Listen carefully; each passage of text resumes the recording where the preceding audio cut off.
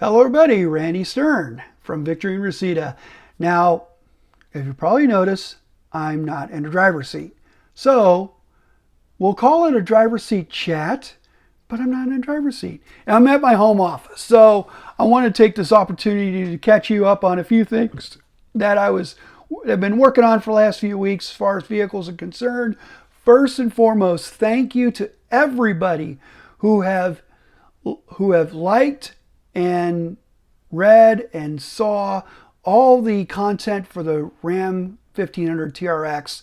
That was a fun vehicle to work with, and I'm so glad I brought on Brendan Bradshaw and Nathan. I'm going to have a problem with his last name. I'm sorry, Nathan. But the two photographers I brought in for those two sessions with the Ram 1500 TRX, that was fun. That was a fun vehicle. I enjoyed it thoroughly. And as one of my colleagues have been saying constantly, yes, I also miss that vehicle. So let's move on. I want to talk about three vehicles I've either worked with or are working with. The first vehicle that came around the same time as the TRX is the 2021 Acura TLX. Wonderful car. It slots between the ILX and the RLX, so it's the newest sedan that Acura offers. So it's part of this product push that Acura is doing, starting with the RDX about a couple of years ago, and now with the MDX that's arriving, the 22 MDX, by the way. The TLX, very nice car, drives extremely well. Great performance from that 2-liter turbocharged engine. I mean, it's about 200 and some odd horsepower. The acceleration's wonderful. The drivability is wonderful. It just feels like what an Acura sedan should. Now, it's kind of interesting that when you look at the car, it has this longer hood than you would expect from a front-wheel drive bias vehicle. Now, two reasons I'm going to suspect. Number one, probably to better accommodate the all-wheel drive system, which I found on some vehicles of the so-called transfer case kind of protrudes into the cabin from the transmission tunnel. However, in this one, there's no intrusion. I mean, great footwell space. I love it. Great performance, great traction. I mean, I'm going to have to go back to that because that's the big attraction to the Acura TLX. Drawbacks. Well, there's one. The infotainment system. Track pads are not what a lot of colleagues love. However, I'm used to at least one of them. This one took a little patience and a little aim in order for me to do the such operations such as get from one screen to another. It's quite finicky. On top of trying to get the presets set up on the radio, it's just not as intuitive as I would like. However, the infotainment system itself is pretty good. I mean, the ELS audio system is fantastic sound. I like the low-cal design of the dashboard. It reminds me of my old 1991 Integra, the last new car I bought. And it's just great because you have not much dashboard, a lot of windshield. Great visibility, by the way. I also found it weird with the long hood. There's a short deck. I was expecting maybe a coupe with that kind of profile, but no, it's a 4-door sedan. Rear seat room, if you sit behind me, you got to be pretty small. I'm sorry. But if you have 4 or 5 average adults, you'll be fine. Pricing, this particular model that I drove, which was the Advance with the all-wheel drive, super handling all-wheel drive. Acura's very good system, by the way. Came to about under 50 grand. Now that's not bad. I mean, it's if you're thinking about a car that's in its class, which kind of is not in a specific class because it falls in between, say, sport compact premium sedans and the midsize premium sedans. I mean, the pricing is pretty darn good. So you got to admit that. Overall, love the TLX. Great car for Acura. can't wait to get my hands on a 22 MDX to see if this progression is in the positive direction. And I'm curious as to see what they're going to do with the ILX and the RLX in the next couple of years. So we move on to the 2021 Toyota Venza, which is a complete almost 180 from the TLX. And far as from the Ram 1500 TRX as you can get. Very nice, smooth, cushy, two-row, mid-size-ish SUV. Competes with a lot of different SUVs, from the Hyundai Santa Fe to, say, even the Mitsubishi Outlander PHEV. The reason why I'm mentioning those two in particular, because the only engine you can get in a Venza is the 2.5 liter hybrid engine. It's just, no plug-in. It's a direct parallel system. So that means, it will regenerate when you brake. It will recover energy when you're slowing down. Again, this is one of the best hybrid drive lines that I've driven in the last, say, 10 plus years. So there's really nothing wrong with the drive line. It does accelerate. It does keep up with traffic. It does. You set it, the cruise control, and it does pace itself very well.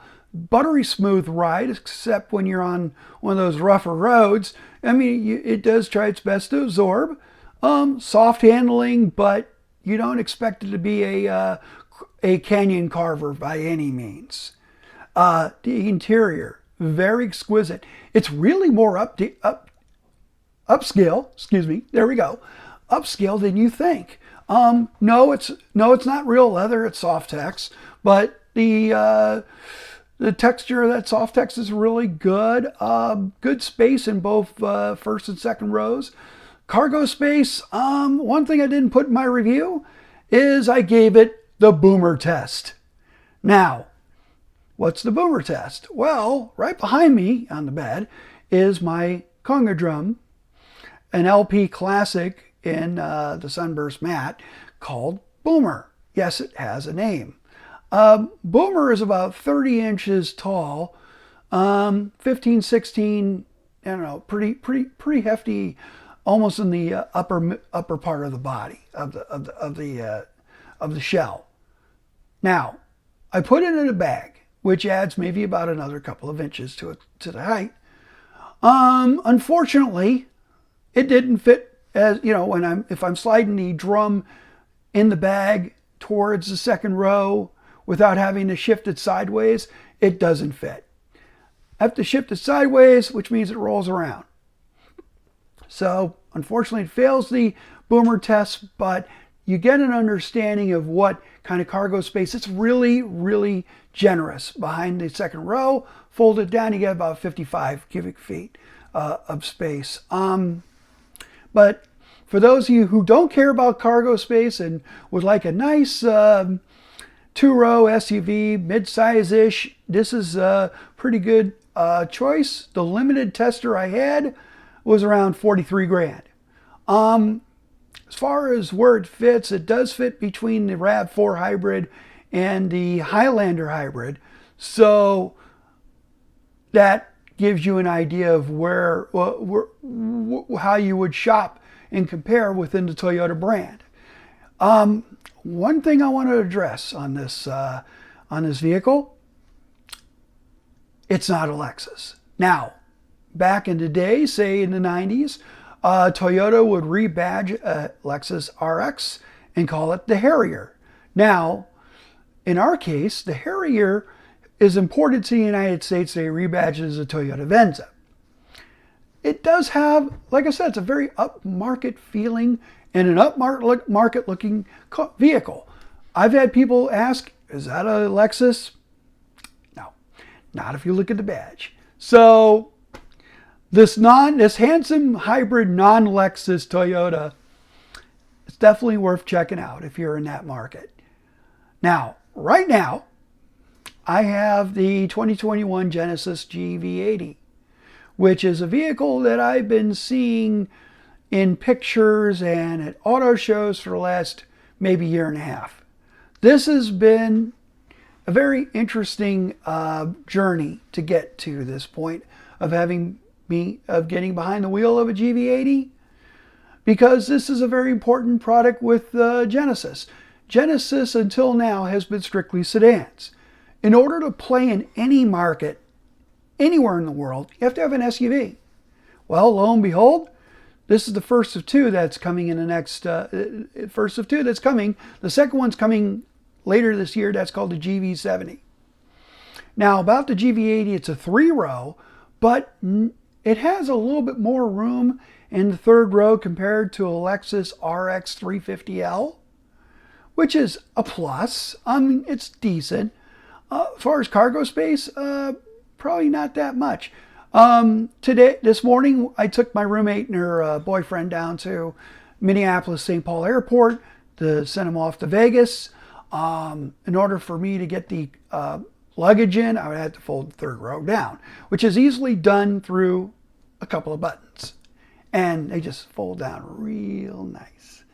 And to bring them back, press those same two buttons, and the seats come up. Of course, you would have to manually flip up the headrests. Now, the next to those two buttons are another two buttons that control the second row of seats. So that means that if you have a long piece of cargo, you could fold down the two rows, second and third, electronically. It should be flat. I haven't tested it yet, but from what I saw for the third row, it folds really flat, and the roll-in is equal to the floor, which is huge in my book. Comfortable seating up front, very supportive. It's a very digital environment. You have a very lovely infotainment screen on top of the center stack. The center console comes through with the climate controls and a few other buttons and two big rotary dials. One operates the infotainment system, and it does a pretty good job of that. It's just I had a little bit more patience with it because it's pretty quick. The second dial, it took me a while to figure this out. It is the transmission knob.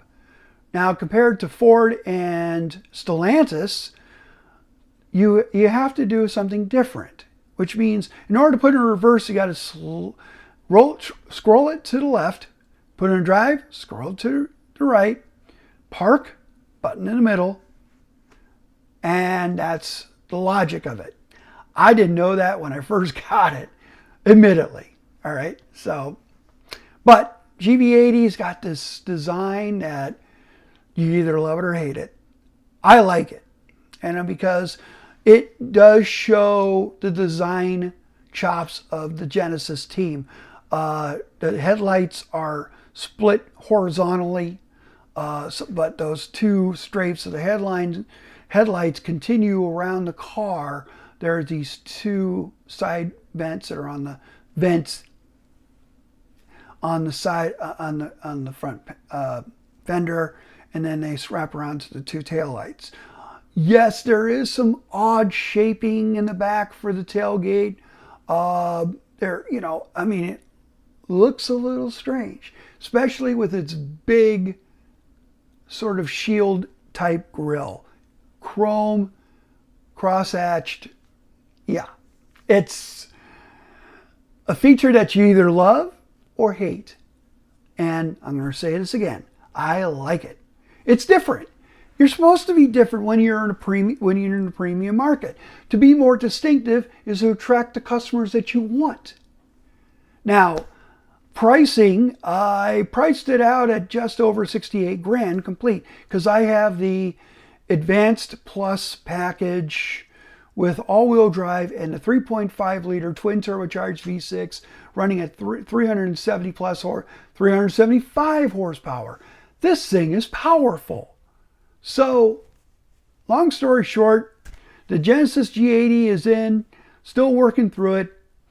Show it off at a show tomorrow. Looking forward to seeing what everyone else has said about it, even in a pandemic like right now.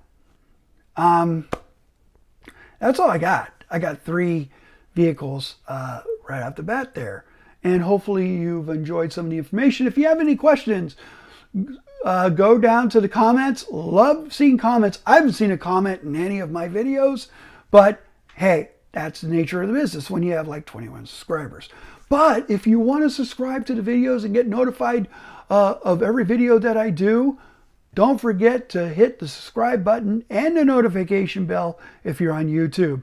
Otherwise, hey, have a great day. Probably going to do a video or another one. We shall see. Hey, have a good one.